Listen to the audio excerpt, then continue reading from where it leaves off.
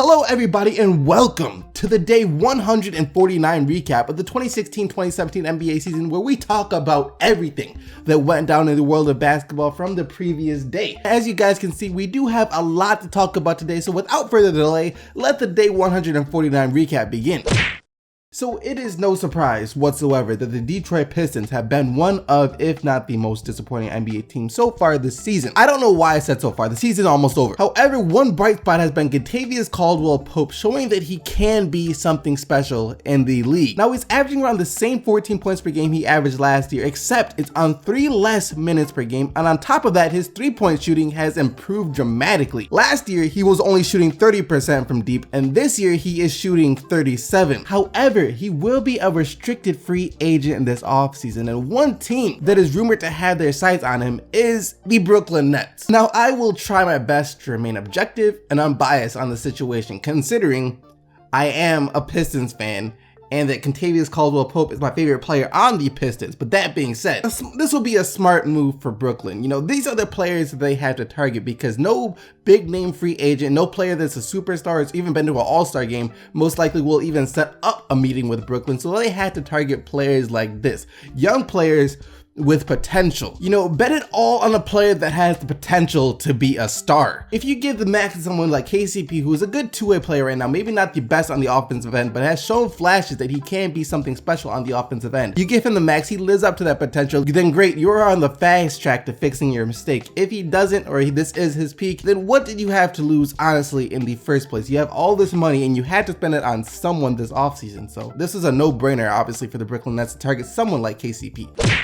Speaking of potential, someone who had and still has lots of it before he tore his ACL was Zach Lavine. When news first broke about this injury, Minnesota fans were devastated. An ACL tear is one of the most serious injuries for an NBA player, especially for a player like Zach Lavine who has elite athleticism. However, as long as he takes the time to recover fully and there are no problems with his recovery, he should come back just fine. Jabari Parker tore his ACL back in his rookie season and he came back fine. He was actually having an excellent year for Milwaukee this year, and if you didn't know better just by watching him play, you never would have known that he tore it in the first place. That is until he tore it again this year, but that's another story. What we're talking about right now is the fact that Zach Lavine says he's coming back from this injury even better. You know, just like anything else, you know, I'm gonna work my butt off to get back to it, back where I was, and be better than what I was. You know, I take, you know, everything is just a stepping stone, and you know, I think, you know, you come back with more. And that's the main thing, you know, because you have so much time to focus on it. Yeah, you just gotta go at it positive. You know, I don't have any negative thoughts in my mind. There's negative people around me, you know, I just, you know, try to distance myself from that a little bit, but, you know, the main thing is, you know, stay positive and just, you know, trust the process. Me and Brandon was talking before the game, before practice, like, joking, like, it seems like he didn't have surgery. He was walking around here, and me and him spent like 6 weeks with crutches. It's been 6 weeks him, and he's shooting already. He's a freak athlete, and you can tell the way he's recovering. And if the season was last month, 1 or 2 months more, he probably will play. Did y'all hear that part where he said, trust the process? Does this mean Zach Lavine is going to Philly?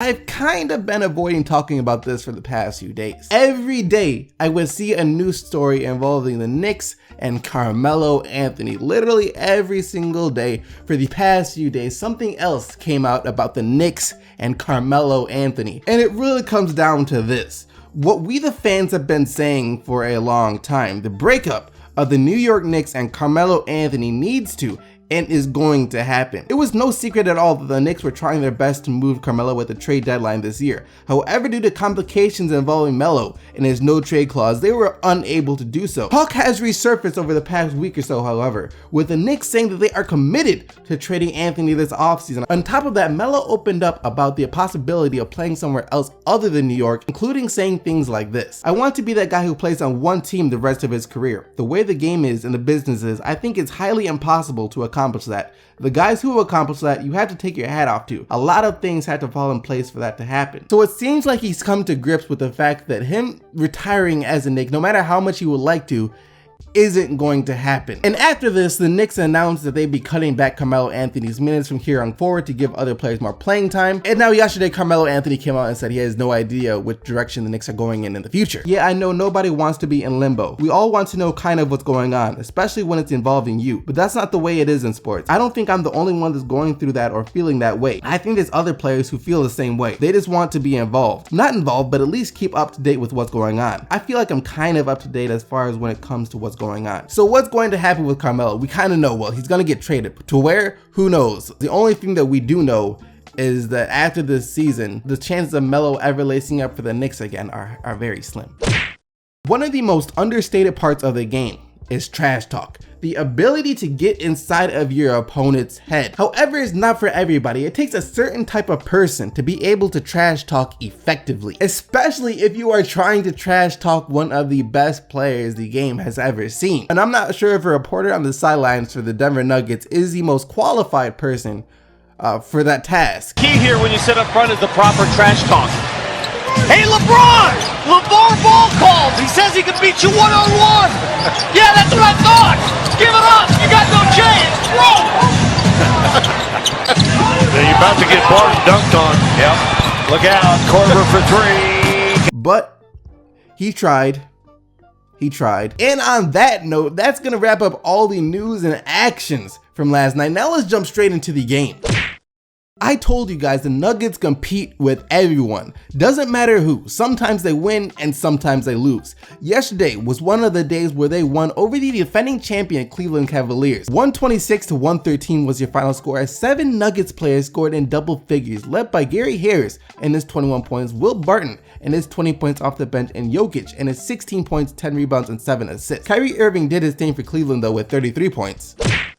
Both of these teams coming off tough losses on Tuesday night. The Bulls losing to Toronto in OT and Detroit losing to the Nets at the buzzer. And for the Bulls, Robert Lopez would also be forced to miss this game due to his fist fight with Serge Ibaka. Didn't matter whatsoever though, because the Bulls plowed straight through Detroit for the 117-95 win. Nikola Mirotic was absolutely unstoppable for Chicago last night. 28 points on 12 of 15 shooting from the field, including 4 of 6 from deep. Jimmy Butler also had 16 points and 12 assists. Ish Smith got the start for Detroit over Reggie Jackson. He had 9 points and 7 assists, while Drummond had 8 points and 17 rebounds.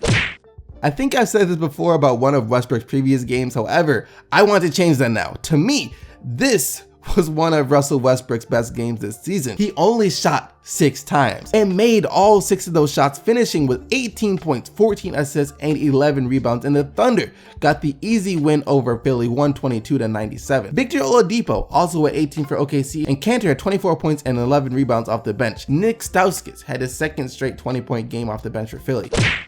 This must have been an interesting season to have been a Hawks fan. Pretty new team compared to recent years in terms of handing the reins to the starting point guard position over to Schroeder and Dwight Howard. And they're still going to make the playoffs this year, but at the same time, they're still just stuck in the middle of the pack. They lost again last night to the Washington Wizards 104-100, despite Tim Hardaway Jr.'s 29 points. And that's because Bradley Beal had 28 for Washington and John Wall had 22 points, 10 assists, and 4 steals. So Paul George played at the Garden last night, except he was still in a Pacers jersey and not a Celtics jersey. And regardless of the fact that Paul George has been on a tear as of late, the Celtics still managed to get the 109-100 win. Isaiah Thomas had yet another 20-point game with 25, while Al Horford had 18 points, 8 assists, and 8 rebounds. Like I said though, Paul George has been on a tear. He had 37 points last night, and Jeff Teague also contributed 25 for Indiana.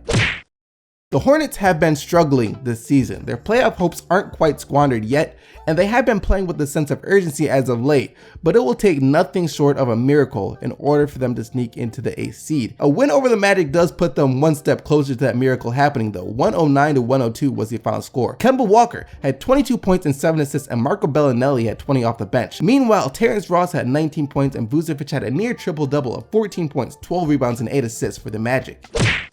Rudy Gobert is one of the best defenders the NBA has to offer. With his height and wingspan, he has become a premier shot blocker, and he's starting to use that height and length on offense as well. He used it to score a career high 35 points for Utah, giving them the 108-101 win over New York. Gobert also had 13 rebounds and 4 blocks to go along with those 35 points. Porzingis had 24 points and 7 rebounds for the Knicks. The Bucks are still moving up in the standings. A few weeks ago, they were on the outside looking in, and now they're on the inside looking up. With the 116-98 win over Sacramento last night, they are now tied with the Pacers for the 6th seed in the Eastern Conference. And it was thanks to Giannis Antetokounmpo and his 32 points, 13 rebounds, and 6 assists, while Monroe had 15 off the bench. Buddy Hield scored 21 for the Kings. And that about wraps up all the action for the day 149 recap of the 2016-2017 NBA season, and now it's time to get into the player of the day.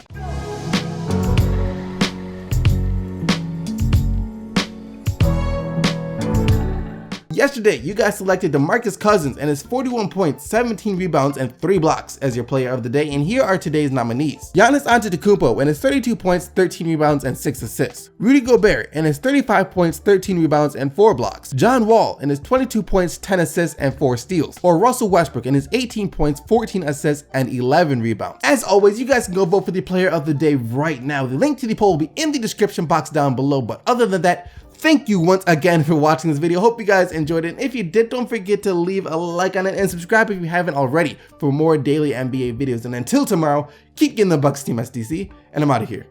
Peace!